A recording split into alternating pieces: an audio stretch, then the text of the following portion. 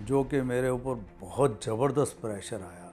मैं आईबी के लोगों के साथ में टच में था और उनको मैंने बिना किसी के सिवाय मेरे और किसी को नहीं पता था कि ये आईबी के ऑफिसर हैं। कुछ एक को मैंने श्रीनगर भेजा, कुछ को यहाँ रखा और जब ये हो गया काम तो उन्होंने कहा कि आपके लिए हम स्पेशल फंड से चेक देना चाहते हैं, आप बताएं कितने का चेक बनाएं। अब सरकार का दबाव आ गया, किसी मंत्री का फोन आ गया, जी ये मेरे विधानसभा का है, मेरे लोकसभा का खबर है, इसे मत चलाइए। अब चूंकि शासन का कॉल है, तो ऐसे में नहीं, ऐसे में भी अगर स्टोरी में सच्चाई है तो ज़रूर चलती थी। आपने जिस नाम का भी जिक्र किया रामदेव महाराज का, उसमें भी आपका क्रेडिट है। शुरुआत में वो जो चंकई जाने शुरू हुए थे योग के, वो आपके दौर में जी पे आया था। आप ले ना ले। राम राम, जय श्री राम। आप सभी का एक बार फिर से स्वागत है बतकही चौक में। तो कहानियों के साथ उनका परिचय कराएं। आज हमारे साथ है माननीय लक्ष्मी जी। तो बहुत बहुत स्वागत है सर आपका बतकही चौक पे। धन्यवाद। तो शुरू करते हैं आपके शुरुआती सफर से कि आखिर आप जिस जिस बिजनेस में गए, चाहे वो डिस्ट्रीब्यूशन हो, चाहे वो टेलीपोर्ट हो, चाहे वो मीडिया लाइन हो, चाहे वो फिल्म लाइन हो, चाहे वो स्क्रीन का लाइन हो, या फिर अब बिल्डर लाइन, हर जगह आपने जो लैंडमार्क सेट किया, ऐसा क्या होता है कि उसे कोई ब्रेक ही नहीं कर पाता है? नहीं, ऐसा तो नहीं है कि ब्रेक नहीं कर पाता है, लेकिन हाँ, इसमें कोई शक नहीं। जिस समय 92 में न्यूज़ चैनल एक जो जी के अंदर एक न्यूज़ बुलेटिन स्टार्ट किया गया था, उस समय रजत शर्मा हेड करते थे और वो चालू किया। तो उस समय मैं सिर्फ एडमिनिस्ट्रेटिवली देखता था, बाकी चीज़ें नहीं देखता था, एडिटोरियल नहीं देखता था। लेकिन रजत शर्मा जी के जाने के बाद में और इस चैनल को 24 घंटे का जी न्यूज़ के नाम से किया गया। उसके बाद में अलग अलग एडिटर्स आए, फिर भी मैं उसको एडमिनिस्ट्रेटिवली देख रहा था।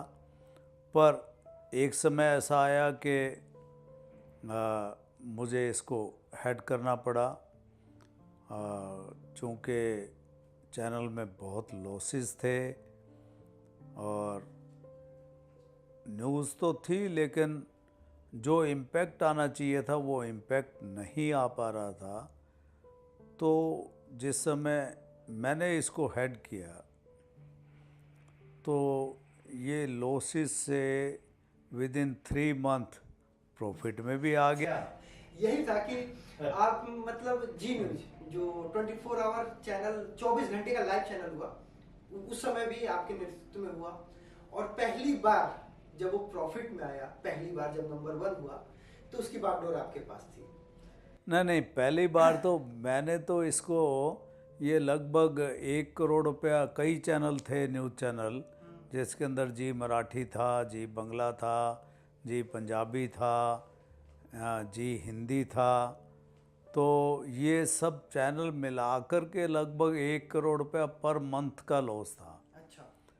और इसको जब मेरे को सुभाष जी ने और जोहार ने बोला कि आप इसको देखिए, आप संभालें अच्छी तरह से, आप देख पाएंगे, तो मैंने कहा मेरा कोई लंबा चौड़ा एक्सपीरियंस तो है नहीं और मैं आपको 1 महीने बाद बताऊंगा। मैं पहले जाना स्टार्ट करता हूं, उसके बाद में आपको बताऊंगा कि मैं इसको कंटिन्यू करूंगा या नहीं कर पाऊंगा, क्योंकि ये डायरेक्ट ऑपरेशन में शामिल था। पर तो आखिर ऐसा आपने क्या किया? जब मैं सुबह 8 बजे यहाँ से निकलता था घर से और सवेरे मॉर्निंग में न्यूज़ मीटिंग लेता था और एक एक एरिया, एक एक व्यक्ति से मेरा परिचय और एक एक व्यक्ति को पहचानना, एक एक व्यक्ति को जानना और कौन क्या क्या कर रहा है और कौन किस किस चीज़ में एक्सपर्ट है, ये सब देखना।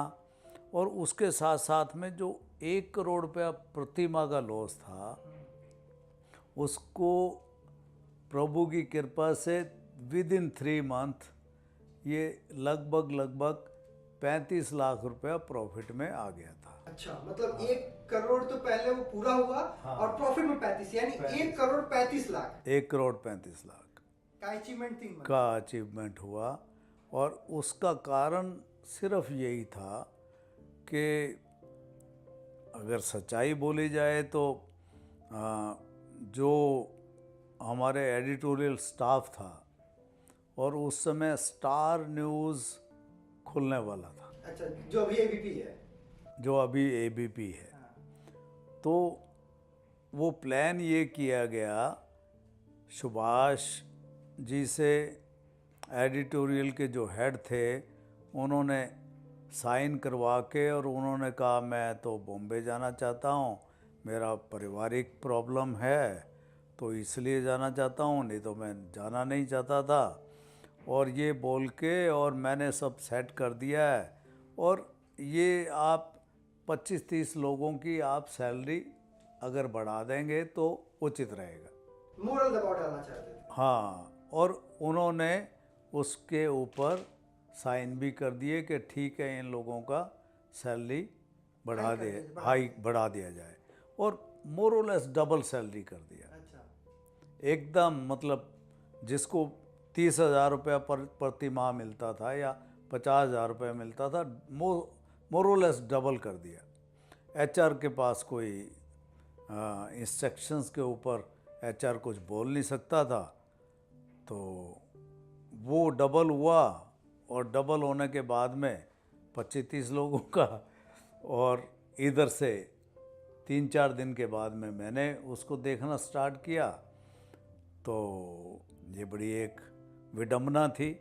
चलिए, कि भाई का फैसला कैसे हटाया जाए, चेयरमैन का, ग्रुप चेयरमैन का फैसला कैसे हटाया जाए। अच्छा, ये भी बात है। और ये मैंने कभी आज तक कहीं बोला नहीं है, और पब्लिकली तो मतलब नहीं इसलिए है, तो मैंने कहा ना कि आज बात कहीं में ये सब बात होगी जो किसी ने नहीं जाना। पब्लिकली तो मतलब नहीं है, लेकिन हाँ ठीक है, कुछ एक वहाँ न्यूज़ के लोग थे जो कंसर्न थे, उनको मालूम था, लेकिन अदरवाइज़ मालूम नहीं था। तो हुआ क्या कि चलिए कोई बात नहीं, अलका सक्सेना एक कार्यक्रम करती थी, वो कार्यक्रम कर रही थी और लखनऊ गई, और वो बजरंग दल के जो हेड हैं, सामान्य व्यक्ति है, बजरंग दल के हेड रहे, बहुत सालों तक रहे, मैं अनफॉर्चुनेटली नाम ध्यान में नहीं आ रहा है, तो उनका विनय कटियार जी का इंटरव्यू लेने के लिए गए। तो उधर वहाँ का जो ब्यूरो हेड था, वो विनय कटियार जी को इशारा कर रहा है, भी आप इंटरव्यू मत दीजिए, और वो बार बार इशारा कर रहा है। और जो कैमरामैन भी उसके साथ में, उनके साथ में, अलका जी के साथ में दिल्ली से गया था, वहाँ भी कैमरा सेट था, ब्यूरो है। तो कैमरामैन ने वो सारी कन्वर्सेशन रिकॉर्ड कर ली। उसमें कैमरा भी थोड़ा मीडियम साइज का आ गया था, बहुत बड़ा नहीं। किस सन की बात हुई है? ये है लगभग 2002 की बात है, ऐसा अनुमान है मेरा। खैर, अलका जी सीनियर जर्नलिस्ट हैं, तो वो इंटरव्यू तो ले आई, लेकिन आ कर के उन्होंने मेरे को बताया कि जी ऐसे ऐसे है। मैं तुरंत लाइब्रेरी में गया, लाइब्रेरी में जाके मैंने वो फुटेज देखी। देखने के बाद में जिसको अभी मैं नाम लेना उचित नहीं समझता हूँ कि कौन थे और क्या थे, कि ठीक नहीं रहेगा, उनके लिए ठीक नहीं रहता, मुझे कोई फ़र्क नहीं पड़ता, लेकिन व्यक्ति या व्यक्तियों के वो अब वरिष्ठ पत्रकार ही रहे होंगे के बारे में नाम लेना उचित नहीं समझूंगा। उनके ही करियर पे फ़र्क पड़ सकता है, या पड़ जाएगा, या कुछ भी हो उसके बाद आपने उनको रखा कि ना मैंने कंटिन्यू किया जो लोग थे। अच्छा, इतने के बाद भी? मैंने किसी को नहीं निकाला, हाँ। किसी को कुछ नहीं कहा, लेकिन जो एडिटोरियल इंचार्ज थे उनको बुलाया मैंने। उस समय कौन थे? अब नाम मत लीजिए, नाम लेने से हमारे परम सतीश सर थे क्या? नहीं नहीं नहीं नहीं नहीं नहीं, नहीं। उनको भी वो जो 25-30 लोगों को स्टार में जाना था उनमें से एक थे। अच्छा, उनमें से एक थे। ठीक है। और वही हेड कर रहे थे। तो ठीक है। मैंने उनको बुला करके कहा कि ये क्या है, आपकी टीम का ये हाल है। फुटेज दिखाई मैंने। हाँ। तो उनको तो जाना था स्टार में सबको, वो प्लान था, प्री प्लान था। उनके हाथ में एक गाड़ी की चाबी थी, उन्होंने वो गाड़ी की चाबी टेबल पे रखी और कहा कि अच्छा जी मैं चलता हूँ। मैंने कहा अच्छा ठीक है, आपकी इच्छा, लेकिन ये इस तरीके की चीज़ें तो बर्दाश्त नहीं हो सकती। और मैंने ये तो नहीं कहा कि आप चले जाओ, लेकिन आप जाना चाह रहे हो तो आप जाओ। आपके विचारों का सम्मान है। तो उसके साथ में मेरे तीसरे चौथे दिन ज्वाइन करने के ही जब अलका जी ने बोला, तो तीसरे चौथे दिन ही 25-30 लोगों ने रेजिग्नेशन दे दिया, जिनकी डबल सैलरी हुई थी, मतलब जो हाई पेड एम्प्लॉय थे। हाई पेड एम्प्लॉय थे। और वो स्ट्रेटजी उनकी ये थी कि भाई चलो भाई स्टार के अंदर यहाँ पर सैलरी इनकी इतनी है और स्टार में जाएंगे तो अच्छा, वहां से डबल कर लेंगे, और ज़्यादा, पहले ही हाइक ले रखा है और फिर हाइक पे आ जाएंगे। फिर हाइक पे आ जाएंगे। तो स्ट्रेटजी ये थी। इस प्लानिंग के इस प्लानिंग के तहत। तो आखिर जब वो एम्प्लॉय कम हुए होंगे, आखिर 30 एम्प्लॉय अचानक कम हो गए, तो ऐसे में आपने कैसे प्लान किया? क्योंकि आप तो जर्नलिस्टिक अप्रोच आपके पास तो है, खबरों का सेंस हमें पता ही है, अब पता है, लेकिन उस समय खबरों का सेंस कैसा था, आप समझ पाते थे? फिर कैसे प्लान किया कम एम्प्लॉय के साथ, कम अनुभव वाले एम्प्लॉय के साथ 3 महीने में प्रॉफिट? देखिए इतने चैनल, न्यूज़ चैनल थे, जैसे मराठी, पंजाबी, गुजराती, और उसके बाद में ये बंगाली चैनल मैंने स्टार्ट किया। जी संगम भी शायद आप ही के समय में। जी संगम भी मैंने स्टार्ट किया। तो और बिज़नेस न्यूज़ भी मैंने स्टार्ट किया। जी बिज़नेस भी मैंने स्टार्ट किया, तो हिंदी का। तो अभी वो 25-30 लोग चले गए, कोई फ़र्क नहीं पड़ता। जहाँ पर एक न्यूज़ चैनल के अंदर उस समय मेरे अनुमान से 150-200 लोग रहे होंगे, 150 लोग रहे होंगे, सभी ब्यूरोज़ को मिला करके। तो कोई फ़र्क नहीं पड़ता ज़्यादा, ठीक है, सफर चलता रहता है, लोग अब ठीक है। फ़र्क इतना ही पड़ा कि भाई जिनका जो दायित्व था, जो काम कर रहे थे, उसमें अंतर थोड़ा आना था, लेकिन जो लोग साइड लाइन किए हुए थे उनको अपग्रेडेशन मिल गया, उनको काम मिल गया, और अपने आप को साबित करने का मौका मिल गया। उनको अपने आप को प्रूव करने का मौका मिल गया। अच्छा, तो एक आप ही के समय में जो आपकी अदालत है, जो आज सबसे ज्यादा चर्चा का विषय रहता है, कि आपकी अदालत में जो आता है प्रमोद कृष्णन जी है, वो चर्चा में आ गए, जो आके एक बार गेस्ट बनता है वो चर्चा में, उसकी शुरुआत जी में ही हुई थी। उसकी शुरुआत जी में हुई थी, और ये टीवी का पार्ट था, रजत हेड कर रहे थे। और फिर समहाउ रजत जब चले गए, वो एक अलग कहानी है। रजत जब चले गए तो वो रजत जी के साथ ही आपकी अदालत, रजत जी के साथ ही वो भी, लेकिन वो तो आप लोगों ने फिर जी ने ग्रुप दिया, नहीं तो आज की अदालत चलता था। हाँ। फिर आपकी अदालत में आपने 20 साल तो उन्हें तोहफा दे दिया। हाँ। नहीं तो वो विजन कहाँ से आया था? वो क्योंकि यूनिक कॉन्सेप्ट आज भी उसको लोग फॉलो करना चाहते, कर नहीं पाते हैं। शुरुआत जी से हुई थी, तो विजन कहाँ से आया था? वो विजन तो देखें, उस समय मैं देखता नहीं था, सच्चाई ये है, वो विजन मेरा नहीं था, ये भी सच्चाई है। लेकिन वो विजन कुछ एक जर्नलिस्टों का था अच्छा। और उसमें रजत का विजन था और तब स्टार्ट हुआ। तो आपकी अदालत नो डाउट वो रजत शर्मा जी की एक शैली है, हाँ। एक उनका जो बात करने का तरीका है, शालीनता। क्वेश्चन करने का तरीका है, वो तरीका एक अलग तरीका है। जिस तरीके से अमिताभ जी का तरीका कि अमिताभ जी के सामने कौन बनेगा करोड़पति, केबीसी के सामने कोई भी प्रोग्राम या कोई दूसरा शख्स नहीं चल पाया। दूसरे चैनलों ने बड़ा प्रयास किया। उसी तरीके से एक रिकॉर्ड है सर कि वर्ल्ड कप फाइनल का टीआरपी और केबीसी की टीआरपी और एक टीआरपी थी जिसमें आपकी अदालत में मोदी जी आए थे।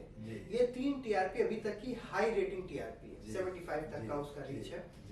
तो रजत जी का प्रोग्राम ऐसा है जी, इसमें कोई शक नहीं। देखिए, एक व्यक्ति विशेष की जो शैली होती है उसका प्रभाव अगर मासिस के ऊपर पड़ता है, जैसे मैंने अभी आपको बताया केबीसी में अमिताभ जी की शैली और इवन रामदेव जी की शैली, रामदेव बाबा की जो शैली है, योग तो बहुत लोग जानते हैं। सही बात है, लेकिन जिस तरीके से उन्होंने योग को प्रेजेंट किया, हाँ, घर घर तक योग पहुंच गया, घर घर तक पहुंच गया, देश विदेश तक पहुंच गया। तो इसी तरीके से हर इंसान की एक शैली होती है, वो शैली के अंदर तो ये उस शैली का है। जी न्यूज़ ने भी दूसरा। अच्छा, एक बात और आपने बहुत अच्छा याद दिलाया। मुझे जहाँ तक याद है, शायद मैं गलत भी हो सकता हूँ, आपने जिस नाम का भी जिक्र किया रामदेव महाराज का, उसमें भी आपका क्रेडिट है। आप ले ना ले, शुरुआत में वो जो चंकई जाने शुरू हुए थे योग के, वो आपके दौर में जी पे आया था। यस, बाबा रामदेव जो है वो उस समय योग गुरु थे, लेकिन उनके पास में कोई चैनल नहीं था, कोई मीडिया प्लेटफॉर्म नहीं था। और मुझे याद है कि एक मेरे अंकल का फ़ोन आया कि एक योग गुरु है और वो आपसे मिलना चाहते हैं।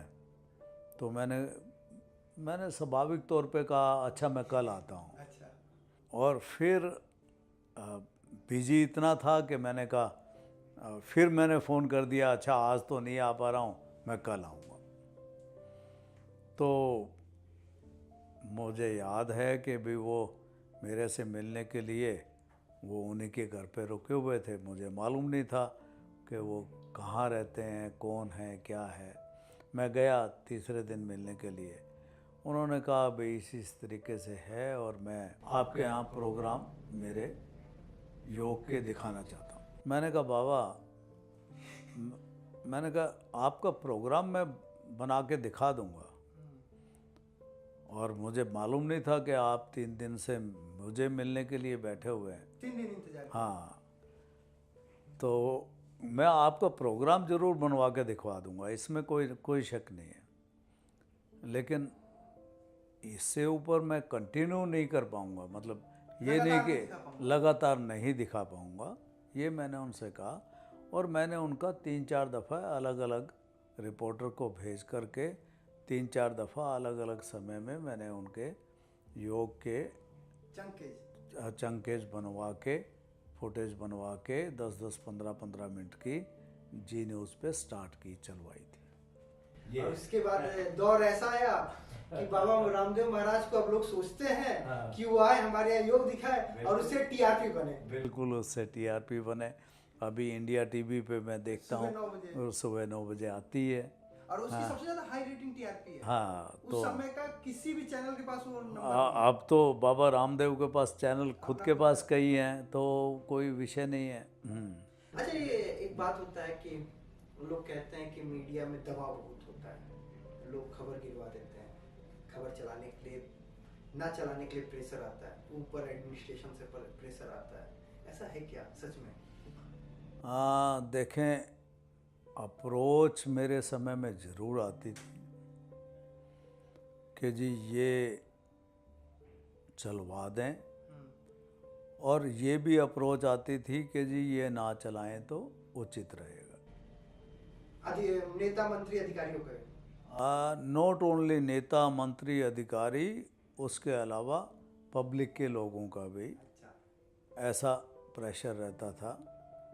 और मान लीजिए किसी हॉस्पिटल को कवर कर लिया, अच्छा। मान लीजिए किसी चीज़ को कवर किया रिपोर्टर ने, तो उसका प्रेशर ज़रूर आता था। और मेरे जैसा व्यक्ति जो कि सबके टेलीफोन अटेंड कर लेता, सबकी बात सुन लेता है, तो उसके पास तो स्वाभाविक है ज़रूर आते। लेकिन मैंने ये प्रिंसिपल बनाया हुआ था कि मैं जो छोटा सा रिपोर्टर है जिसने अपना कैरियर अभी स्टार्ट किया है, उसकी स्टोरी को अगर सच्चाई है तो किल मैंने कभी नहीं होने अच्छा, स्क्रीन उतारने नहीं दिया? नहीं, कभी नहीं। तो ऐसा भी होता होगा जैसे अब सरकार का दबाव आ गया, किसी मंत्री का फोन आ गया, जी ये मेरे विधानसभा का है, मेरे लोकसभा का खबर है, इसे मत चलाइए, अब चूंकि शासन का कॉल है, तो ऐसे में? नहीं, ऐसे में भी अगर स्टोरी में सच्चाई है तो ज़रूर चलती थी। कोई कॉल आया हो जिसकी कोई कहानी? बेशक कोई कॉल कोई आया। कहानी एक कोई बताए कि कोई कहानी, कोई कॉल आया हो? बहुत सी आई है। कोई एक सबसे शानदार सी जो आपको अभी जहन में हो? मैं आज भी नाम नहीं ले पाऊंगा। ना मत बताइए, चलिए। तो स्टोरी ऐसी थी जो कि मेरे ऊपर बहुत ज़बरदस्त प्रेशर आया कि ये स्टोरी चला दीजिए। एक हरियाणा की थी, एक गुजरात की थी। ओपोजिशन का या नहीं रहा होगा? नहीं, जिसका किसी का भी रहा, लेकिन मैंने नहीं चलाई। क्यों नहीं चलाई? क्यों? उन स्टोरीज में कोई ज़्यादा सच्चाई नहीं थी। अच्छा, मैंने एक कहानी में पढ़ रहा था तो मुझे दिखा कि किसी आईपीएस ने किसी का जमीन कब्जा कर लिया था, और वो छोटा सा प्रकरण आपके जानने में आया, और आपने उसको प्राथमिकता से उस खबर पे स्टैंड लिया, उस खबर को चलवाया, और उस गरीब परिवार को उसका जमीन दिलवाया, मकान दिलवाया। बिल्कुल, ये गुरुग्राम की घटना है। ये मैंने चलवाई, और जो उसको वाकई में मकान वापस मिला, ये बात सच्चाई है। अच्छा, तो सर उस समय के मतलब आपने 2015 कब तक आपने जी? 2013 तक। 13 तक। 2013 उस समय के जर्नलिज्म को आपने देखा है, और आज के जर्नलिज्म को देखते हैं तो क्या पाते हैं? आज तो सर चाइना पाकिस्तान चल रहा है।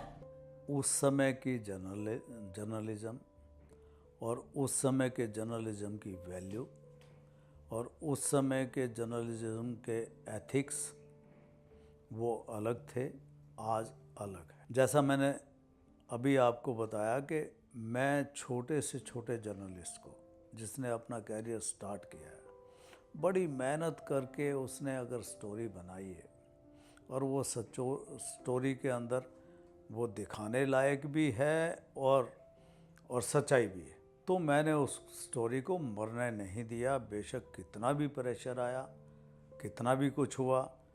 और इस विषय में लगभग सभी लोग जान गए थे कि लक्ष्मी गोयल को या जी न्यूज़ को आप कितना भी कुछ कर लें, अगर सच्चाई होगी तो वो स्टोरी चलेगी, अगर गलत स्टोरी होगी तो वो बिल्कुल नहीं चलेगी। कि उस समय का जो दौर था 2013 तक, मुझे जहाँ तक पता है, स्ट्रिंगरों को जो लोकल स्तर पे होते हैं, जो इन्फॉर्मर होते हैं, खबर पे पैसा मिलता है। आपके समय तक 1800 रुपये पर स्टोरी मिलता था आपके दौर में, और अब वो घट के 1000 हो गया है, और वो भी समय पे भुगतान नहीं होता। तो क्या चैनलों के पास पैसा नहीं है या देने की मंशा नहीं है? नहीं, मेरे समय में जब 3000 रुपया पर स्टोरी थी। 3000, अब वो 1000 है। लेकिन उस 3000 रुपया पर स्टोरी के साथ में सबसे बड़ी बात ये थी, अगर स्टिंगर ने फैब्रिकेटेड स्टोरी भेज दी या किसी को तंग करने के लिए स्टोरी भेज दी या गलत स्टोरी होगी तो वो स्टिंगर के लिए परेशानी का सबब भी बनती थी। अच्छा, यानी लाइजनिंग वाली स्टोरी ना हो भैया, लाइजनिंग की स्टोरी बिल्कुल नहीं। और उसको बहुत से स्टिंगर्स को मैंने अगर फैब्रिकेटेड स्टोरी की तो उसको मैंने निकाला भी। और निकालने का तरीका बड़ा सिंपल है, कार्ड और माइक ले लो, छुट्टी। सही, वही उनकी पहचान है। उससे ऊपर कुछ नहीं।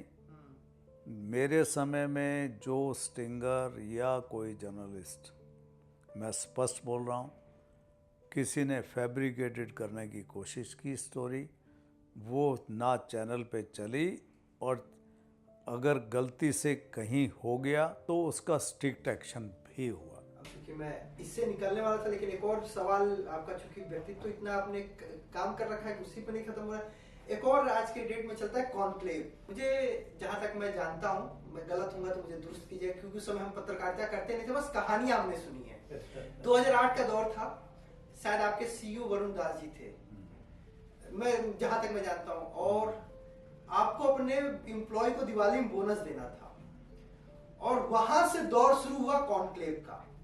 और मैं अभी तक कॉन्क्लेव के अलावा दूसरा कोई थीम नहीं आ पाया है, कोई प्रोजेक्ट नहीं आया है। न्यूज चैनल या तो खबर दिखाते हैं या तो कॉन्क्लेव दिखाते हैं। आज बड़े बड़े कॉन्क्लेव होते हैं, लेकिन शुरुआत आपके दौर में वहीं से हुआ था। क्या ये सच है और क्या है कहानी? बिल्कुल, वरुण दास को मैंने रखा था, और उस समय वरुण के आने से पहले हमने स्टार्ट कर दिया था कॉन्क्लेव।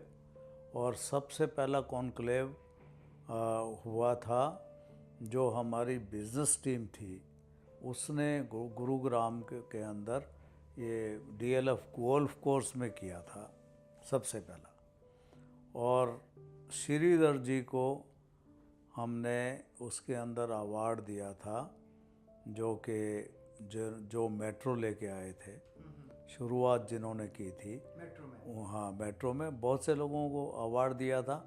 उनमें सबसे बड़ा नाम था श्रीधरन का, उनको अवार्ड दिया गया था। उस समय कॉन्क्लेव स्टार्ट किए गए थे। और तो ये क्या सोच कहाँ से आपके पास आई थी? देखें, ये सोच क्या है कि कुछ न कुछ वही मैं कह रहा हूँ करते कि जब रहना। तक आप, जैसे आपने बुके लेके आए आप रीजनल चैनल का, जी संगम, जो अब जी यूपी उत्तर प्रदेश हो गया, वो इंडिया 24x7 हुआ, अलग अलग लाइसेंस वही रहा, बदलता रहा। और जी मतलब बुके जो था रीजनल का, बिजनेस का, वो आप लेके आए। उसके आगे देखिए, अभी हाइपर लोकल कोई हो ही नहीं पाया। आप लोकल हुए स्टेट वाइज, हाइपर लोकल कोई नहीं हो पाया। आप कॉन्क्लेव लेके आए, उसके अलावा कुछ और दूसरा अपग्रेड नहीं आया। कॉन्क्लेव के अलावा मैं बताता हूँ आपको, किसी को नहीं पता। हाँ। किसी को नहीं पता, कुछ एक लोगों को पता है। मैं ये बताता हूँ, क्या देश की मदद करेंगे? अच्छा, आईबी, एनआईए या रॉ? आईबी। अच्छा, चलिए, ओके। आईबी ने कहा कि क्या आप राष्ट्र की मदद करेंगे? और मैंने सुना है कि भाई आप राष्ट्र के लिए, अपना राष्ट्र के लिए आप काम करना चाहते हैं और करते हैं। तो मैंने कहा ज़रूर करेंगे, बिना सोचे। यस, ज़रूर करेंगे, आप आदेश करें। उन्होंने कहा यूएनओ का सर्वे है JNK के इलेक्शन में, और आप उसके अंदर काम करें और राष्ट्र की मदद करें, ज़रूर करेंगे। कुछ बच्चे उन्होंने दिए मेरे को कि ये आईबी के ऑफिसर आपको दिए? हाँ, ठीक है। और उनको मैंने बिना किसी के, सिवाय मेरे और किसी को नहीं पता था कि ये आईबी के ऑफिसर हैं। यंग थे, यंग ऑफिसर हैं। और उनको मैंने सीधा HR को कहा कि आप इनको अपॉइंटमेंट दे दो एज, आपने उन्हें पत्रकार बना दिया? हाँ, एज इंटर्न उनको लगा दिया, लगा कर के। और कुछ एक को मैंने श्रीनगर भेजा, कुछ को यहाँ रखा। और जितनी फ्री एंड फेयर इलेक्शन के लिए बहुत अच्छा काम किया और मैं आईबी के लोगों के साथ में टच में था और ऑलमोस्ट डेली बेसिस पे टच पे रहा। और जब ये हो गया काम तो उन्होंने कहा कि आपके लिए हम स्पेशल फंड से चेक देना चाहते हैं, आप बताएं कितने का चेक बनाएं। मैंने रिफ्यूज़ कर दिया, मैंने कहा नो चेक, नथिंग, और आगे भी कोई काम हो तो आप बताते रहें, हम ज़रूर करेंगे। नई चीज़ें बहुत उस समय बहुत की, बहुत चीज़ें की। मतलब अभी तक मैं कॉन्क्लेव जानता था, ये अलग ही हाँ। मैंने कहानी जानी कि आपने मतलब देश हित के लिए आईबी के साथ मिलकर आपने कोवर्ट ऑपरेशन किया। यस। उसको भी सर्जिकल स्ट्राइक कहेंगे? नहीं, सर्जिकल स्ट्राइक तो नहीं कहेंगे, हाँ। लेकिन हाँ जो उसमें घर के अंदर आतंकवाद बैठे हैं उनके हाँ पास मतलब कैसे पहले वहां पे तो ऐसा होता था कि अब तो 370 हट गया कि वहां कोई करने नहीं देता फ्रीली काम। उसमें बहुत कुछ काम हुआ हाँ। और बहुत कुछ ऐसी ऐसी चीज़ें हुई जो कि मैं बोल नहीं पाऊँगा, लेकिन बहुत कुछ काम हुआ। कुछ थोड़ा सा बताना चाहें? नहीं, कुछ नहीं बता देश सुरक्षा पाऊँगा। सबसे पहले, ठीक है। अब हम आते हैं 2013 के बाद। अभी आपका एक पोर्शन हमने जर्नलिज्म का जाना और वो भी पूरा नहीं जाना क्योंकि समय का भी है। जर्नलिज्म में देखें, जर्नलिज्म में मैं प्रयास करता रहा कि वाइट कॉलर क्राइम की रिपोर्टिंग होनी चाहिए, लेकिन जर्नलिस्ट ऐसे बहुत कम निकाल पाया, बना पाया जो कि वाइट कॉलर क्राइम की तरफ की रिपोर्टिंग कर पाए। अच्छा, कुछ नाम गिनाइए जो जिनको आपने ब्रेक दिया, जो आज ब्रेक तो अब मेरे को भी इतने ब्रेक तो अंजना मेरे पास आई थी सबसे पहले। अब बहुत लोग हैं, बहुत लोग हैं, बहुत लोग हैं। अब मेरे को नाम इतने ध्यान में नहीं है, लेकिन आप जिससे बात करेंगे वो इसका कारण है, मैं इसका रीज़न बता देता हूँ। नाम से ज़्यादा महत्व इतना नहीं है। मैं ये चाहता था कि जर्नलिस्ट पैदा होने चाहिए सही, और जो नए फ्रेशर बच्चे हैं वो जितनी मेहनत करते हैं और कर सकते हैं और उनमें जितनी ललक है काम करने की, यू विल नोट इमेज 18-18 घंटे बच्चे काम करते थे। 18-18 घंटे, यानी एक लड़की तो इराक ईरान का युद्ध हुआ और वो ईरान गई और उसको वीज़ा ईरान का था और वो इराक में पहुंच गई। अच्छा। हाँ, और इराक में जर्नलिज्म वो रिपोर्टिंग करके फिर वापस ईरान में आ जाती है। पैशन था और एक पैशन था, फ्रीडम भी था। ऐसे फ्रीडम था, ऐसे एडमिनिस्ट्रेशन थे, ऐसे हाँ लीडर थे कि जो हाँ फ्रीडम देते थे। फ्रीडम देते थे। अभी के दौर में वैसा नहीं है। वो राजपूत लड़की है, नाम भूल रहा हूँ मैं पूरा, राजपूत के नाम से, सरनेम राजपूत है उसका। तो वो लड़की रिपोर्टिंग के लिए भेजी मैंने। अब ये राहुल कंवल है, ये भी मेरे पास था। ये जब एजुकेशन में था, पढ़ रहा था, तब से ही मेरे पास आ गया था और तभी मैंने विदेश भेजा है उसको। हाँ, अब आप बहुत से अब मेरे को नाम इतने ख्याल में नहीं है, लेकिन बहुत नाम, बहुत बच्चे, क्योंकि स्टार्ट करवाया उनको जर्नलिज्म, जो कि उनका जोश था, जज्बा था काम करने का। मैं इसलिए देखता हूँ कि जितने भी बड़े पद पे मैं अलग अलग संस्थानों को देख लूँ तो जितने बड़े पद हैं उस पद पे आप ही के दौर में रखे हुए लोग अभी आसीन हैं। अभी आसीन किसी भी चैनल में मैं चला जाऊँ, क्योंकि मैं भी पत्रकारिता अच्छा खासा टीवी चैनल में रहा हूँ। आपको टीवी चैनल का अमिताभ बच्चन कहा जाता है। अरे नहीं, ऐसा तो कुछ नहीं, ऐसा है, ऐसा कुछ नहीं। तो अब आते हैं कि 2013 तक आपने जर्नलिज्म में, जी जी, उसके बाद आप सन सिटी प्रोजेक्ट और फन सिनेमा की तरफ आए। फन सिनेमा का मुझे जहाँ तक याद है कि 100 स्क्रीन थे और अच्छे खासे शहरों में उसको एक अलग पिच पे ले जाना, वहाँ से डिलीवरी देना। और सन सिटी प्रोजेक्ट मतलब गुड़गांव, जयपुर, मथुरा, इन एरिया में जिनको अच्छे हाउसेस, मतलब जिनको चाहिए कि अच्छे सामान से बना हुआ घर लेना है, उन सन सिटी में इन्वेस्ट करें।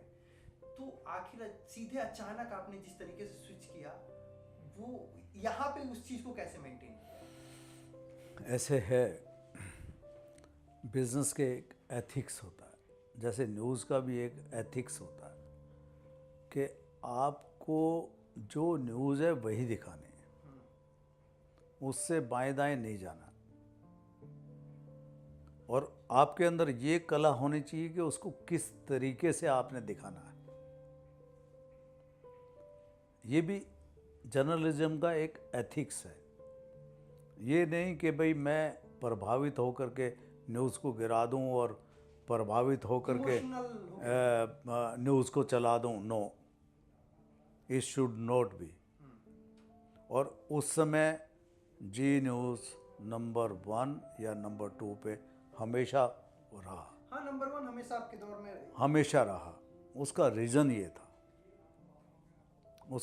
ये था, आपके अंदर न्यूज़ की ताकत वो होनी चाहिए थी जो आज के समय में नहीं है, कि आप ट्रू जर्नलिज्म करें, आपको कोई नहीं दबा सकता, कोई आपको प्रेशराइज नहीं कर सकता। वो चाहिए, कलेजा तो चाहिए, पहले दिखाओ। बिल्कुल वही होना चाहिए था, और वही प्रिंसिपल पे हम चले। और सेम रियल एस्टेट में आए तो रियल एस्टेट के अंदर सेम प्रिंसिपल। मैंने एक लैंड पार्सल यहाँ परचेज़ किया जहाँ आप इस समय बैठे हैं। यहाँ इसके पीछे 150 एकड़ लैंड पार्सल था मेरे पास। कुछ रिनाउंड बिल्डर्स, डेवलपर्स ने बोला कि जी आपके बस की बात नहीं है, आपने कभी किया नहीं है रियल एस्टेट, आप कर नहीं पाएंगे, यहाँ लाइसेंसिंग के बहुत झगड़े रहते हैं, बहुत प्रॉब्लम रहती है, सरकार के साथ लाइजॉन बहुत तगड़ा करना पड़ता है। उन्होंने मेरे को चैलेंज किया, हालांकि लैंड मेरे पास थी, मैंने परचेज़ की थी। उन्होंने चैलेंज किया कि आप कर नहीं पाएंगे। हमने स्टार्ट कर दिया। अभी उस चैलेंज के बाद में हमने टाइमली डिलीवरी, कमिटमेंट पक्की, क्वालिटी, टाइमली डिलीवरी एंड जो कमिटमेंट हो गई वो। अच्छा, ये सबसे बड़ी बात है आज के डेट में। मतलब रेरा बन गया भले, लेकिन बहुत से ऐसे बिल्डर हैं। मेरे एक भाई साहब हैं, वो पहले जिंदल में काम करते थे, उन्होंने गाजियाबाद में घर लिया और 2017 में पोजीशन देने का वादा था, और उन्होंने 2022 तक पोजीशन नहीं मिला। 2022 में उन्होंने कोर्ट केस किया, 2023 में कोर्ट केस जीत भी गए, और 2024 तक अभी तक पेमेंट नहीं आया। तो बिल्डर के ये फ्लैट नहीं आया। हाँ। नहीं, वो कोर्ट केस ने कहा कि आप फ्लैट भी लीजिए और कुछ पैसा आपको एक्स्ट्रा मिल रहा है, वो भी नहीं मिला, ना फ्लैट ही मिला। देखिए, वही दिक्कत है, वही प्रॉब्लम। सरकारी शिकंजा क्यों कसा जाता है? जब आप कहीं ना कहीं ठीक से नहीं चल रहे हैं, गलत काम कर रहे हैं, और उसके साथ में जो लोग ठीक काम करने वाले हैं, अपनी कमिटमेंट के पक्के हैं, उनके ऊपर भी सरकारी शिकंजा कसा जाता है। लेकिन स्वाभाविक है, कानून बनेगा तो आपको उस कानून के तहत आपको फॉर्मेलिटीज आपको पूरी करनी पड़ेगी। इस पूरे ग्रुप में अधिकारी भी अपना परेशान करके जानबूझ के कुछ करने की कोशिश। वो देखिए, वो मैं एज न्यूज़ में काम किया है मैंने, इसलिए बोल रहा हूँ कि ये देश की विडंबना है कि कोई भी प्रोजेक्ट, कोई भी बिज़नेस, कुछ भी कर लें तो आपको जो सरकारी तौर पे जो डिले होता है, उसकी वजह से देश के अंदर उस डिले का व्यक्ति विशेष को तो नुकसान होता ही होता है, लेकिन उसके अलावा राष्ट्र का भी नुकसान है। और जब तक ये सरकार के लोग ये नहीं सोचेंगे कि मैं व्यक्ति का नुकसान नहीं कर रहा हूँ, कंपनी का नुकसान नहीं कर रहा हूँ, इसके अलावा मैं इसके बजाय मैं राष्ट्र का नुकसान कर रहा हूँ। जब आप किसी चीज़ को डिले करेंगे, लेट करेंगे, या अधिकारी है नहीं, ट्रांसफ़र हो गए या रिटायर हो गए, तो उसकी जगह फुलफ़िल करने में अगर आप 3 महीने लगाएंगे, 4 महीने लगाएंगे, और 3-4 महीने तक काम बिल्कुल स्टैंड स्टिल हो जाएगा। ऐसे रोज़ ऐसे किस्से आते हैं, रोज़ ऐसा काम होता है। खैर, लेकिन मेरा मानना ये है कि आपने जो कमिटमेंट की है उसको आप सोच समझ के अगर कमिटमेंट करते हो, क्वालिटी एंड टाइम डिलीवरी, और जो प्राइस पे आपने डील की है, सेल की है, व्यवहार किया है, उस प्राइस पे आप मुकर्रर रहेंगे तो आपको ज़रूर कामयाबी मिलेगी, इसमें कोई डाउट नहीं। और हमारी कंपनी इस काम के लिए, इस चीज़ के लिए फेमस है। लोग बिलीव करते हैं, कस्टमर्स बिलीव करते हैं, सेलर्स बिलीव करता है, परचेजर बिलीव करता है, इवन सरकारी लोग भी बिलीव करते हैं कि मतलब सरकार जो के मतलब ISPCS है, हाँ, जो भी हैं, Employee। जो भी हैं, वो भी जो जो कंसर्न डिपार्टमेंट्स हैं, वो भी ये बिलीव करते हैं कि यहाँ का कि यहाँ जल्दी डिलीवरी हो जाएगा। कि यहाँ की कंपनी जो है गलत, ना कोई गलत डील करती है, ना गलत व्यवहार करती है, जो इस समय बोलती है वो सही करती इस है। समय सन सिटी प्रोजेक्ट कितने प्रोजेक्ट पे काम कर रहा है? लगभग 6-7 प्रोजेक्ट चलते हैं एक टाइम में, वो कंटिन्यू चलते रहते हैं। आप अभी तक गुड़गांव मतलब हरियाणा और राजस्थान में थे, और अब हाल ही में आपने उत्तर प्रदेश में अपना विस्तार किया है। उत्तर प्रदेश में विस्तार तो क्या, उत्तर प्रदेश में एक हाईटेक सिटी बनाई है हमने, अच्छा। वृंदावन में बनाई है। तो मैं समझता हूँ कि जो सन सिटी की जो हाईटेक है वो उसके कंप्लीशन हो चुके हैं, और सबसे पहले सन सिटी है जिसने प्रोजेक्ट को कंप्लीट किया है उत्तर प्रदेश में। अच्छा। जितने लाइसेंस होल्डर थे हाईटेक सिटी के, उनमें से मेरे ख्याल में तो, मेरी जानकारी में तो ऐसा है किसी का कंप्लीशन नहीं आया जो सन सिटी का आया। तो अब नोएडा की तरफ विस्तार करने नोएडा में अभी तक तो कोई विस्तार नहीं हुआ है, क्योंकि नोएडा की जो उत्तर प्रदेश की जो पॉलिटिकल सिचुएशन थी वो इस तरीके की थी कि मेरे जैसा आदमी, योगी जी से पहले तक की पॉलिटिकल सिचुएशन ऐसी थी कि मेरे जैसा आदमी वहाँ पर काम नहीं कर पाएगा। पहले पैसा कहीं और पहुंचाना पड़ेगा। जो कुछ है, मैं उस डिटेल में नहीं जाना चाहता। आप तो 7 साल से योगी जी हैं। लेकिन 7 साल से जो, अब एक दफ़ा ध्यान वहाँ से हट गया तो हट गया, उसके बाद में फिर हमने ध्यान नहीं दिया उधर में, क्योंकि यानी मन टूट गया, दिल टूट गया। नहीं, ऐसा भी नहीं है, मन टूटा ना दिल टूटा है, लेकिन ये ध्यान में नहीं आया। मैंने कहा बहुत लोग काम कर रहे हैं वहाँ पर, बहुत लोग काम कर रहे हैं। तो आपने सोचा था कभी यूपी में काम करने के लिए, उस समय तो कोई दिक्कत आई थी? यस, दिक्कतें बहुत आई। मैंने नोएडा, ग्रेटर नोएडा में एक लैंड पार्सल लिया था सरकार से, और बड़ा अच्छा लैंड पार्सल लिया था योगी जी के सरकार से बहुत पहले, जिसमें वो सभी की सरकारें थी, अब समाजवादी पार्टी की भी थी और बहुजन समाज पार्टी की भी थी। तो उस समय मैंने लैंड पार्सल तो ले लिया, लेकिन मेरे को बड़ी दिक्कत आई, और उस दिक्कत के तहत उन्होंने बिना मेरे से बात करे, बल्कि समाजवादी पार्टी के लोगों ने तो वो मेरी लैंड ही मेरे से छीन ली। अच्छा। हाँ, हालांकि मैं कोर्ट वोट में जा सकता था, लेकिन मैं गया नहीं। मैंने कहा छोड़ो, कोई बात नहीं, अब जो कुछ है, अब फाइट किस से करोगे, तो मैंने छोड़ दी वो। बिजनेसमैन अपना बिजनेस करेगा कि लड़ाई लड़ेगा? ऐसा भी नहीं है, लेकिन समय भी नहीं है। फिर ध्यान, आप, वही बात है कि ध्यान आप किस किस से फाइट करेंगे। समय से याद आया समय कि आप अपना समय का मुझे लगता है आधा से ज़्यादा हिस्सा समाज सेवा में देते हैं। एकल अभियान के आप ट्रस्टी हैं। BLSP भारत लोक शिक्षा परिषद जो ये एकल अभियान का एक भाग है, उसके आप ट्रस्टी हैं, ट्रस्टी चेयरमैन हैं। एकल ग्राम उत्थान जो एकल अभियान का एक हिस्सा है, उसके आप ट्रस्टी हैं। एकल भारत मीडिया फाउंडेशन जो उसका प्रचार प्रसार का तंत्र है, उसमें आप समय देते हैं। मुझे लगता है इसके करीब 8-9 विंग हैं और हर विंग में कभी रांची जाना, कभी महाराष्ट्र जाना, अपना पूरा समय वहीं पे समर्पित कर देना, इतनी बड़ी बिजनेस, इतना बड़ा एम्पायर इसको छोड़ देना और 2-3 दिन पूरा समाज के लिए, वनवासी आदिवासी क्षेत्रों के लिए दे देना। ये कब से शुरू हुआ, कहाँ से शुरू हुआ? और देते हैं तो ये मन में नहीं होता कि अगर 2 दिन मैंने अपने बिजनेस को दिया होता तो क्या पता 2000 करोड़ कमा लिया होता।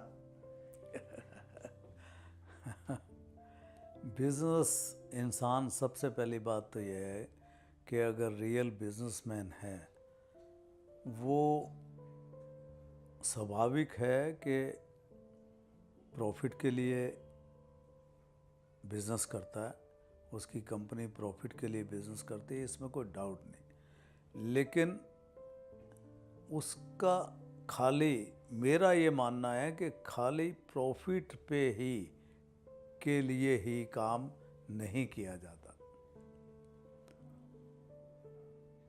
एक कंपनी को, एक इंडस्ट्री को काम करने के लिए उसको अपने एम्प्लॉइज़ का, मैन पावर का, और आप देश के अंदर कितने लोगों को एम्प्लॉयमेंट दे रहे हैं उसका भी ख्याल करके एक बिज़नेस कंपनी को, एक आदमी को, बिजनेसमैन को, एक एंटरप्रेन्योर को काम करना चाहिए।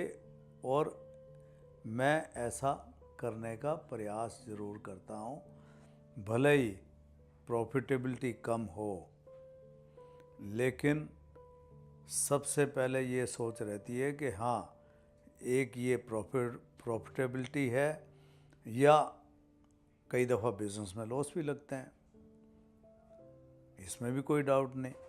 अगर हमेशा ही प्रॉफिट हो तो ऐसा होता नहीं है। पर आपने कितनी एम्प्लॉयमेंट जनरेट की और साल दर साल आप कितनी एम्प्लॉयमेंट बढ़ाएंगे, क्योंकि ये एक परिवार बनता है। लेकिन हम एकल विद्यालय से थोड़ा पर मैं आते हैं। आपने बिजनेस में ले लिया उसको, लेकिन मैं अब वापस एकल पे आता हूँ। हाँ, मैं उसमें नहीं, इस पहले जो अभी आप बता रहे थे, आप कह रहे परिवार बढ़ाना, लेकिन मैं अभी देखता हूँ कि चूंकि अभी मीडिया की बात करना उचित नहीं है अब सब जगह, क्योंकि अब क्या होता है, हर साल कॉस्ट कटिंग की बात आती है, और कॉस्ट कटिंग में इन्हें क्या होता है कि चाय बंद कर दो, ट्रांसपोर्टेशन बंद कर दो, 2 एम्प्लॉय घटा दो, असाइनमेंट पे आउटपुट में यहाँ पे इतना है, मार्केटिंग में इतना है तो इसको कम कर दो। वो बिजनेस अपना एक्सपेंड करते हैं, लेकिन कॉस्ट कटिंग में एम्प्लॉयमेंट घटाते हैं। ये जनसंख्या 100 करोड़ से 140 करोड़ हो गई और इन्हें कहना है कि पहले एम्प्लॉयमेंट ही घटाओ, कॉस्ट कटिंग करो। ऐसा बहुत सी कंपनी करती हैं, ऐसी सोच में आती हैं। वो कॉस्ट कटिंग के बजाय वो बिज़नेस क्यों नहीं बढ़ाते उनको, कि आपके एम्प्लॉइज़ और कितना काम कर सकते हैं उसकी तरफ ध्यान देना चाहिए। मुझे नहीं लगता कि मैंने आज तक किसी आदमी को टाटा बाबा कहा हो और बिना किसी रीज़न के। लेकिन हाँ, किसी ने गलती की और गलती 1 दफ़ा की, 2 दफ़ा की, तीसरी दफ़ा की और जानबूझ के की, वो एक विषय अलग हो जाता है। अदरवाइज कॉस्ट कटिंग और एम्प्लॉय को घटाना, ये मैंने तो कभी सोचा नहीं और ना कभी सोच में आया, ना कंपनी की सोच में आया। वो लाइन जो सबसे बड़ी मुझे लगती है, मतलब आप एक अच्छे रियल एस्टेट बिजनेसमैन हैं, आप एक बहुत अच्छे मतलब न्यूज चैनल में आपका इंफ्रा बहुत खतरनाक रहा, जिसको हम कहते हैं अमिताभ बच्चन आप हैं। और जो सबसे बड़ी लाइन मुझे आपकी लगती है एकल विद्यालय वाली, क्योंकि मैंने आपको वहां पे बहुत करीब से देखा है, ऐसे देखा है कि कैसे आप अपना समर्पण देते हैं, कहीं कार्यक्रम हो रहा है और वहाँ 2-2 दिन 3-3 दिन अपने पूरे इंफ्रा, अपने परिवार को, अपने दोस्त यार मित्र को छोड़ के, और जबकि अपना धन भी दे रहे हैं, अपने पैसे देते हैं, अपना समय देते हैं, फिर वहाँ खर्च करते हैं। तो ये आखिर क्या भाव है वहाँ पे कनेक्ट होने का, कब शुरुआत हुई? मेरे को 24 वर्ष पूर्व परम आदरणीय अशोक जी सिंघल ने आदेश दिया था, और आदेश भी क्या दिया था। उनका टेलीफोन आया कि लक्ष्मी जी हम आपके पास ऑफिस में आना चाहते हैं। मैंने कहा आप क्यों आएंगे, मैं आ रहा हूँ। बोले नहीं 24 साल पहले यानी आप जी में थे हाँ उस समय? अच्छा। तो मेरा ऑफिस एक कनॉट प्लेस में था अच्छा। वहाँ पर। तो मैंने कहा ये, बोले नहीं हम आते हैं। मैंने जब उन्होंने ज़ोर से आग्रह किया तो मैंने कहा जी जैसा आपका आदेश। वो आए, उन्होंने कहा कि आपको यहाँ हम एकल विद्यालय कलकत्ता से चलता है FTS के नाम से, लेकिन यहाँ एक खोलना चाहते हैं और उसका दायित्व आपको और सुभाष अग्रवाल जी को देना चाहते हैं। हमने, सुभाष जी ने भी और मैंने भी, सुभाष अग्रवाल जी अपने बालाजी एक्शन शो, हाँ जी, बालाजी। उन्होंने और मैंने सहर्ष स्वीकार किया। और क्यों किया उसका भी कारण है। उसका कारण यह है कि मैंने सोचा कि हाँ, गांव की आबादी शहरों में आती है, और जबकि गांव के अंदर मूलभूत सुविधाएं नहीं हैं, इसलिए आती है। बेसिक नीड के कारण, बेसिक नीड की वजह से वो शहरों में आती है।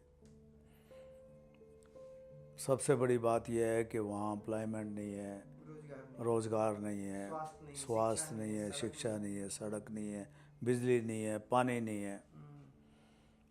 तो ऐसे में इंसान क्या करेगा। तो खैर मैंने कहा ये काम बड़ा अच्छा है, इसमें लगना चाहिए। क्योंकि अगर देखा जाए तो भारत में करीब 7 लाख गांव हैं। हाँ, 6,60,000 के करीब, और 50-60 हज़ार के करीब गांव है। मतलब 80% आबादी गांव में ही रहती है। बल्कि वनवासी क्षेत्रों में तो बहुत ही और भी बुरी हालत है। और पहले से सुधार हुआ है, इसमें भी कोई शक नहीं, लेकिन जितना सुधार होना चाहिए उसमें बहुत बहुत कमी है। तो खैर, तो इसलिए कि गांव भी शहर से अच्छे बने, ये सोच में अभी भी है और वहाँ तक पहुँच नहीं हुई है। लेकिन हाँ, कि शिक्षा एक ऐसा माध्यम है, शिक्षा, स्वास्थ्य, संस्कार और जन जागरण, आरोग्य, ये एक ऐसा माध्यम है जिससे वहाँ के लोगों के अंदर एक समृद्धि आ सकती है। एकल ग्रामोत्थान, स्किल डेवलपमेंट का काम, तो इसलिए ये पिछले कनेक्शन हुआ। तो आप जब अपना समय वहाँ देते हैं, एकदम मतलब थोड़ा सा नहीं देते हैं, पूरा अच्छा समय देते हैं, तो ये मन में भाव नहीं आता कि इतना अगर मैं टाइम अपने सन सिटी में अगर दूंगा ना, तो? बिल्कुल नहीं आता। उसका कारण है, वही कारण क्या है? उसका कारण ये है कि जब आप राष्ट्र के लिए काम करते हो तो आपका दायित्व भी बनता है कि आप अपने, अगर आप समृद्ध हैं, कुछ करने के काबिल हैं, प्रभु ने आपको क्षमता दी है तो आपको ये कुछ करना चाहिए, नंबर 1। नंबर 2, मेरे में एक है कि अगर मैं ऑफिस में हूँ तो मैं ऑफिस से बाहर नहीं जा, बाहर मतलब मेरा दिमाग ऑफिस से बाहर नहीं जाएगा। जहाँ पे है आप वहीं के हैं। अगर मैं सोशल काम में हूँ तो मेरा ध्यान ऑफिस की तरफ नहीं जाएगा, मेरा ध्यान घर की तरफ नहीं जाएगा, मेरा ख्याल ध्यान उसी में रहेगा और उसमें लगन रहेगी। तो वो लगन कि आप जो कार्य कर रहे हो वो पूरे मन से और लगन से करें, और अच्छा वो खासा तभी हो सकता है जब आप उसमें कोई पूरा ऐसा होता है कि ध्यान लगाएं। जहाँ मैंने अभी हाल ही में देखा, आप कहीं ऐसा होता है कि आदमी को नेक काम करना होता है तो कहता है चलो ये लो भाई, ये पैसे लो, नेक काम कर देना, आप अपना पैसा दे सकते हैं। लेकिन अभी हाल ही में मैंने देखा कि आप अपना पैसा तो देते ही हैं, आप बगल वाले से भी कहते हैं भाई तू भी पैसा दे, तू भी पैसा दे, तू भी पैसा दे। मतलब वो अच्छा काम हो रहा है, वहां तुम क्यों नहीं दे रहे हो, जब वहां दो। तो आप डांट के, फटकार के और दबाव से नहीं, वो काम कराते हैं। ना ना, ना डांटते हैं, ना फटकार लगाते हैं, ना दबाव देते हैं। हम हमेशा ये कहते हैं कि आप पहले एकल को जानें, समझें, और समझने के बाद में आप ऑटोमेटिक इसके साथ में जुड़ जाएंगे, तन से, मन से, धन से। तो वही बात मैंने कहा कि आप कहते हैं यहाँ पे देखो भाई, आपने देखो, हाँ, जैसे अलग एक पूरा एक लॉबी को वहां पे कनेक्ट कर रखा है, उसके सूत्रधार आप हैं। जब आप मन से किसी काम को करते हो ना तो कारवां ऑटोमेटिक बन जाता है। हम चलते गए और कारवां बनता गया। और जब आप मन से कोई काम नहीं करते हैं ना, माँ बच्चे को मन से पालती है तो बच्चा चलना सीखता है, बोलना सीखता है, पढ़ना सीखता है, सारे काम कर सीखता है। अगर मन नहीं होगा तो वो बच्चा पूरी तरह से पल नहीं पाएगा। तो व्यापार, बिजनेस, घर, सोशल काम, एकल विद्यालय, जो काम आप करते हैं वो मन से करेंगे तो उसके अंदर इजाफा ही इजाफा होगा, तरक्की होगी और वो कारवां आगे बढ़ेगा। एक और मेरे को अभी किसी से मेरी बात हो रही थी, मेरे मित्र हैं जो कि मीडिया इंडस्ट्री में कुछ समय मैंने भी काम किया, तो वो कह रहे थे कि अगर लक्ष्मी सर चाहें, कुछ दिन पहले चाहें तो सभी चैनलों पे, चाहे वो आज तक, केवीपी जी और इंडिया टीवी, उस पर चाहे तो कार्टून चला दें। उनके पास एक ऐसा बटन है, ऐसा बटन है क्या? नहीं नहीं, ऐसा तो कुछ नहीं है, ऐसा कुछ नहीं है। सिर्फ इतना ही है कि हमारे लगाए हुए बच्चे पूरे चैनलों में हैं। नहीं, वो कह रहे थे कि कोई एसएल श्याम करके कुछ है, प्लेनेट कास्ट, वो चाहे तो एक बटन दबाएंगे और सब जगह कार्टून चलने लगेगा। ये कंपनी मैंने सिर्फ 2.5 करोड़ रुपए में स्टार्ट की थी। ठीक है। 2.5 करोड़ रुपए का लाइसेंस था और वो लाइसेंस उस समय 6 लोगों ने लिया था, जिनमें से एक टाटा, एक HCL, इस तरीके से कंपनियाँ थी। और फिर मैंने उसको शाम वालों से, शाम इक्विपमेंट बनाते हैं, उनके साथ में शेयर होल्डिंग कर ली और वो 2.5 करोड़ रुपए की कंपनी आज मेरे अनुमान से, और वो मेरे हिस्से में नहीं है वो कंपनी, और वो परिवार में ही है, परिवार में है, और परिवार ने भी शेयर डिस्पोज्ड ऑफ कर दी, मेरे ध्यान में ऐसा आ रहा है। अच्छा। पूरा मुझे मालूम नहीं है, लेकिन परिवार ने भी कर दी। लेकिन जिस समय हम अलग हुए थे उस समय वो कंपनी की वर्थ बहुत अच्छी थी, और आज वो कंपनी मेरे ख्याल में, मेरे अनुमान के मुताबिक 1500 करोड़ रुपए की कंपनी होगी। 2.5 करोड़ से 1500 करोड़। हाँ, और लेकिन मैंने उसमें, उसके अंदर भी कैसे ही हुआ, क्यों हुआ, ये भी आप ही का विजन था? वो विज़न ये था कि मैंने उनको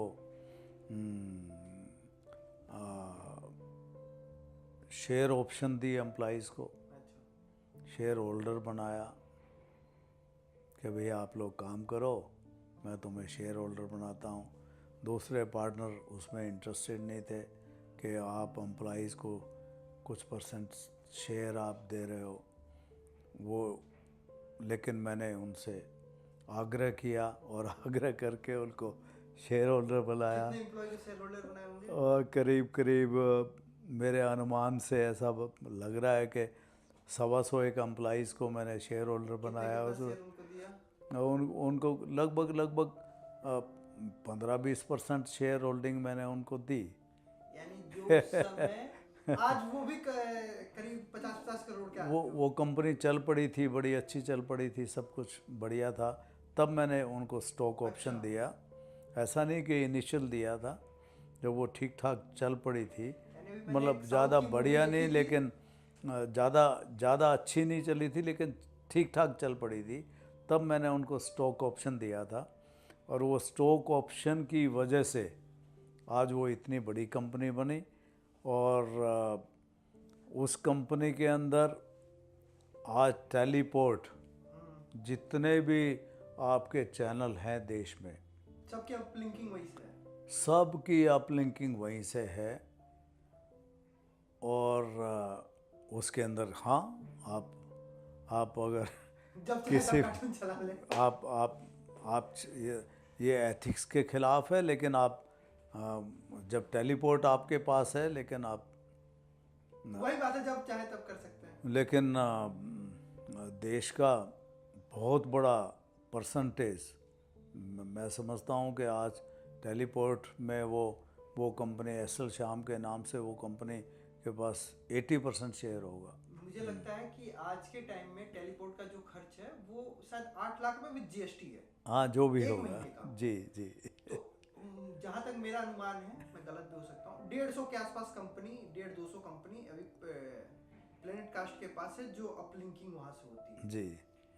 मैंने अभी जो ये नहीं कह रहा था, मैं ये कह रहा था कि मैंने अभी हाल ही में कुछ एक साउथ की मूवी देखा था जिसमें वो कह रहा था कि कोई एम्प्लॉय नहीं होगा, सभी मालिक होंगे, सभी को शेयर दिया जाएगा। उसके बाद ऐसा होता है कि वो सभी लग के काम करते हैं। सभी लगे। तो वो मूवी में भी हाल ही में, और आपने ये काम 2008 ही में कर दिया है। ना, 2008 से पहले किया था ये काम तो लगभग 2002-3 में किया था। बताइए, मतलब वो हाँ। आज से 20 साल पहले, हाँ, आपने 2 20 दशक साल पहले कर रखा है। हाँ, बिल्कुल किया। मालिक बना के काम कराया। बिल्कुल। अब थोड़ा आते हैं परिवार में। आपके परिवार में 4 भाई, चारों भाई 4 बड़े बिजनेस। परिवार कहाँ से है, मतलब ये विजन शुरू मेरा जन्म मंडी आदमपुर हिसार हरियाणा में हुआ। और उसके बाद में बचपन थोड़ा सा मेरा मंडी आदमपुर में, जो कि हिसार से लगभग 28 किलोमीटर दूर है। और वहाँ से फिर जब बचपन छोटा, जब 6-7 साल का था मैं, तो परिवार हिसार में आ गया। एक परिवार हिसार में भी था, जॉइंट फैमिली थी। और बहुत अच्छी फर्म थी, उसका नाम था राम गोपाल इंद्र प्रसाद एक फ़र्म का नाम, दूसरी फर्म का नाम सुभाष चंद्र लक्ष्मी नारायण था। 2 फर्में थी और काम बड़ा अच्छा था। 1967 में बिज़नेस के अंदर पड़ा। मेरे ग्रैंडफादर देखते थे, हेड वही करते थे, बाकी परिवार के सभी सदस्य काम देखते थे। 1967 में ऑयल मिल थी और बड़ा हैवी लॉसेस लगे। और जबकि फर्म इतनी थी नामी कि पूरे रीजन में, हिसार से लेके बठिंडा तक और पूरे देश में राम गोपाल इंद्र प्रसाद का फूड ग्रेन जाता था। तो 2 दाल मिलें थी, 2 कॉटन फैक्ट्री थी, वहाँ से एक इतना एक बड़ा empire एक बना। एक ऑयल मिल थी। और 1967 में हैवी लॉसेस लगे, सब कुछ काम ठप हो गया, बंद हो गया। बंद होने के बाद में पूरा परिवार खाली था, कर्जदार था। 1970 में मैंने और सुभाष ने दोनों ने एक दाल मिल को रिवाइव किया। पहले एक आटे की चक्की चलाई, आटा सेल किया। उससे पहले थोड़े दिन साबुन की फैक्ट्री लगाई, अच्छा। वो कामयाब नहीं हुए। फिर एक डेयरी लगाई एंड मिल्क प्रोडक्ट बनाए, वो कामयाब नहीं हुए। उसके बाद में फिर एक आटे की चक्की वो दाल मिल में चालू की। उससे आटे की चक्की से कुछ कामयाबी मिली और आटे की चक्की के द्वारा 70-80 रुपये रोज़ के कमाने लगे। फिर दाल मिल को चालू कर दिया, दाल मिल में फिर 200-250 रुपये रोज़ के कमाने लगे। फिर उसके अच्छा, ऐसा एक चीज और है, मतलब किसी ने मुझे कहा था कि आप और सुभाष जी ऐसा होता था कि सुभाष जी किसी चीज को शुरू करते थे और वो कहते थे कि अभी इसको प्रॉफिट में तुम लेके आओ, फिर वो दूसरे बिजनेस को शुरू करने में लग जाते थे। ऐसा है क्या? नहीं, ऐसा तो नहीं, ऐसा नहीं। हमने जॉइंटली, हालांकि मेरे से 1.25-2 साल बड़े हैं वो, लेकिन हमने जॉइंटली काम स्टार्ट किया साथ में। अच्छा, साथ, क्योंकि मैं उंगली में थोड़ा आपके परिवार का बिजनेस गिन रहा हूँ, अगर कुछ छूट जाए तो मुझे बताइएगा। जी न्यूज, जी ग्रुप, जी ग्रुप में मतलब जितने भी चैनल है, जी सिनेमा, जी ये सब उसमें आ गया। फिर आपका डिश टीवी, डिश टीवी के अलावा सन सिटी, फन सिनेमा, जो अब शायद फन सिनेमा की स्क्रीन आपने हटा दिया। उसके बाद सन सिटी स्कूल, उसके अलावा प्लेनेट कास्ट, प्लेनेट कास्ट के अलावा और कुछ? देखिए, अब 12-13 साल पहले हम चारों ब्रदर सेपरेट हो गए। काम हमने जीवन में बहुत किए, जैसा मैंने अभी आपको बताया, मैं उसमें अगर मैं गिनाऊंगा तो मेरे को 15 मिनट लगेंगे। 15 मिनट में मैं कवर करने का प्रयास करूंगा, अगर आप चाहेंगे तो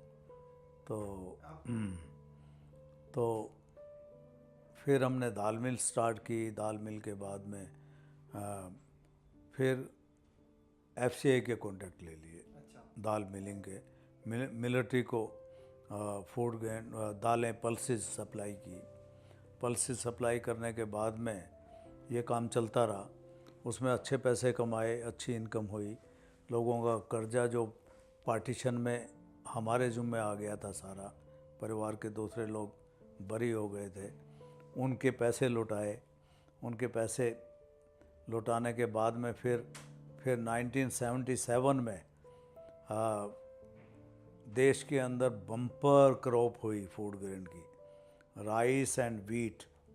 स्टोरेज की जगह नहीं थी कि स्टोर, गोडाउन नहीं थे एफसीआई के पास, ना स्टेट गवर्नमेंट्स के पास गोडाउन थे। ओपन के अंदर लगाने के लिए पॉलीथीन कवर नहीं थे, तो हमने पॉलीथीन कवर बनाए। पॉलीथीन कवर बना करके 1977 से 1979 तक पॉलीथीन कवर बनाए, वो एफसीआई को दिए बना करके। उसके रेट बहुत ज़्यादा थे जब सिंगल एक कंपनी थी, कलकत्ता कमर्शियल कॉरपोरेशन।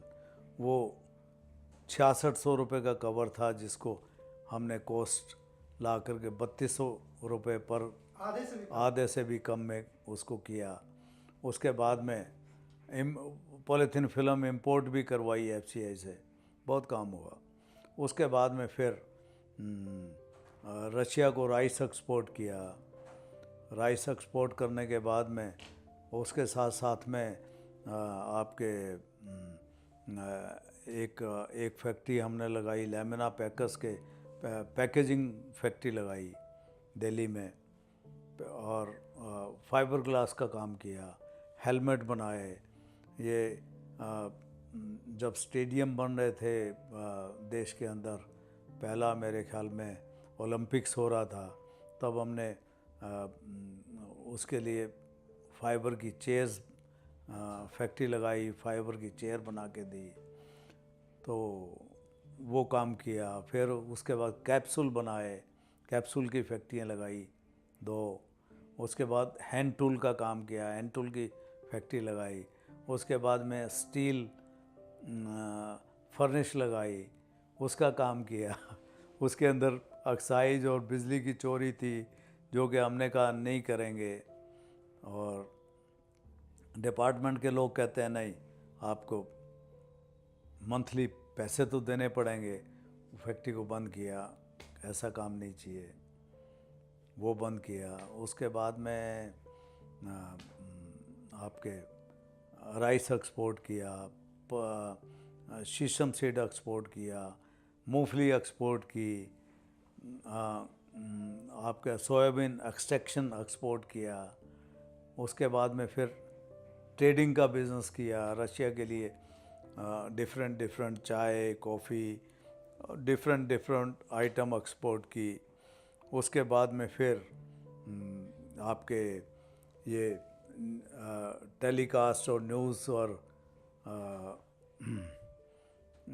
और जीसी चैनल और डिफरेंट चैनल्स ये स्टार्ट हुए। उसके बाद में हम ब्रदर्स अलग हो गए। अलग होने के बाद में मेरे जो में रियल स्टेट आया, स्कूल है और सिनेमा एग्जीबिशन का बिज़नेस है, मॉल्स हैं, ये काम मेरे जुम्मे आया। और एक काम सोशल आया जो 25 साल पहले, एकल विद्यालय, एकल अभियान, और जो उसके अंदर एकल ग्रामोत्थान, स्किल डेवलपमेंट वगैरह वगैरह वगैरह। उसको चला। धन्यवाद। तो ये हो गया एक दौर तक कैसे आपने और सुभाष जी ने बिजनेस को सोचा, बनाया, बढ़ाया और एक कितना बड़ा इंफ्रा बनाया। परिवार जब साथ था, और आज भी वो परिवार का ही है, भले जिसके हिस्से में जो भी आ जाए, लेकिन कहा तो यही जाएगा कि वो परिवार का है। अब जैसे आपका और हमेशा सुभाष जी, आप दोनों लोग ने एक साथ हर काम किया। हमने देख लिया सुभाष जी ने राजनीति में भी कदम रख लिया, वो राज्यसभा सांसद रह लिए। तो क्या ऐसा उम्मीद करें कि आने वाले दौर में माननीय लक्ष्मी जी भी राजनीति में जाएंगे या ऐसा कुछ करेंगे? बिल्कुल नहीं। मेरे को कुछ पॉलिटिकल पार्टियां पिछले 20 वर्षों से इलेक्शन के लिए बोल रही हैं स्वतः, और 20 वर्षों से मैं मना करता आया हूँ, और लोकसभा के लिए भी और राज्यसभा के लिए भी। लेकिन मेरा कोई इरादा नहीं है पॉलिटिक्स में जाने का। जैसे एक जगह होता है जहाँ जिस तरीके से जो आपका वर्किंग स्टाइल है, ऐसा आपको नहीं लगता है कि जिस हिसाब से आपका वर्किंग स्टाइल है, जहाँ पे आपने काम किया, एक लैंडमार्क सेट किया, चाहे रियल एस्टेट में हो, मीडिया में हो, या समाज सेवा में हो, एकल अभियान में हो, बीएलएसपी में हो, आप खुद को कोई ऐसा नहीं कहा कि आपने जहाँ काम किया वहाँ पे आपने लैंडमार्क सेट कर लिया। तो वहां से जहाँ से देश का विस्तार, देश को अच्छी रूप दिया जा सकता है, समाज का विस्तार किया जा सकता है, क्यों नहीं वहां पहुंच के उस सिलसिले को आगे बढ़ाया जाए? देखें, एक अवस्था होती, मेरी सोच में 10 वर्ष पूर्व आया था कि हाँ, राजनीति में जाया जाए। उस समय परिवार से डिस्कस, यानी मेरे निजी परिवार से डिस्कस किया, पिछली पत्नी से डिस्कस किया, तो उन्होंने कहा कि नहीं, आपको नहीं जाना चाहिए। और सबसे बड़ा कारण बताया कि फिर आप वहीं पॉलिटिक्स के रह जाओगे, फिर आप परिवार से आपका नाता नहीं रहेगा, आप उसमें इतना लीन हो जाओगे कि फिर परिवार को आप भूल जाओगे। अच्छा, जैसा आपने पहले कहा कि मैं जहाँ होता हूँ हाँ, वहीं का हो जाता वहीं का हो जाता। तो उन्होंने ठीक कहा, इसमें भी कोई शक नहीं है। जब उन्होंने ठीक कहा तो मैंने कहा बात तो ठीक कह रही है ये। तो वाकई में जो प्राइम रिस्पॉन्सिबिलिटी जो परिवार की है वो आवश्यक है, इसलिए पॉलिटिक्स में नहीं जाना चाहिए। और फिर मैं पॉलिटिक्स के काबिल भी नहीं हूँ, मैं अपने आप को लायक भी नहीं समझता हूँ। क्यों? छल और कपट नहीं कर सकते? बस ये छल कपट नहीं कर सकते झूठ हैं, नहीं बोल सकते हैं। झूठ बोलने का कोई मंशा नहीं होती है, कोई झूठ बोल नहीं सकता हूँ। उसके अलावा मैं किसी को जज्जा नहीं दे सकता हूँ कि भाई नहीं, अच्छा देखेंगे, अच्छा करेंगे, अच्छा हमारे अच्छा भाषा में ठीक है, गच्चा नहीं दे सकता, बोली हाँ, नहीं दे गच्चा नहीं दे सकते हैं, अगर आपके पास आपकी कॉन्स्टिट्यूंसी आपके एरिया में कोई आदमी आता है, वो आपके पास आने वाले 500 होंगे, आप 500 का काम कर नहीं पाओगे। मन उनका दुखी तो होगा ही होगा, लेकिन उससे ज़्यादा दुखी हमारा मन होगा कि इसका काम हम कर नहीं पाए। और ये सब चीज़ें हमारे बर्दाश्त से। देखिए, मैंने जीवन में अगर मेरे पास कोई भी इंसान आया है मेरे पास दफ्तर में, घर पे, और ये आशा लेके आया है कि मेरे को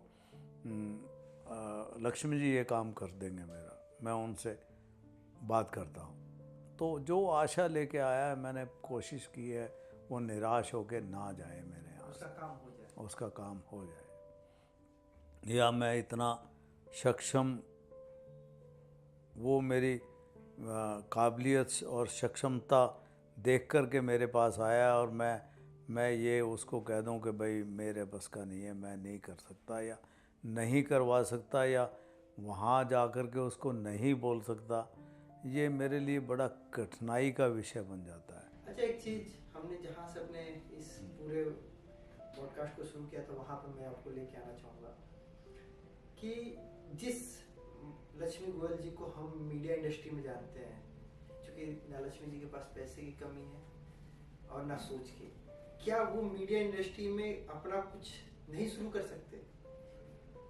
हाँ, मैंने इसके बारे में विचार काफ़ी किया और विचार करके अल्टीमेटली मैं इस नतीजे पर पहुंचा, भाई अब वो समय नहीं है, वो टाइम नहीं है, वो अब आप जो चाहते हो वो कर पाना सिर्फ आपके लिए मुश्किल रहेगा।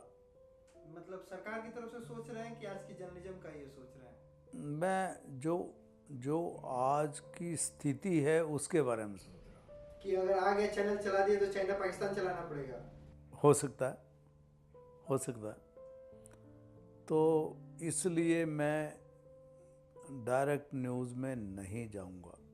मतलब ये है कि अब हाँ, वो दौर देखने को नहीं मिलेगा। वो दौर देखने का शायद मुश्किल हो। अगला किसी इंडस्ट्री में जाने का अगर आप सोच रहे हैं कि बस वो इंडस्ट्री में जाने का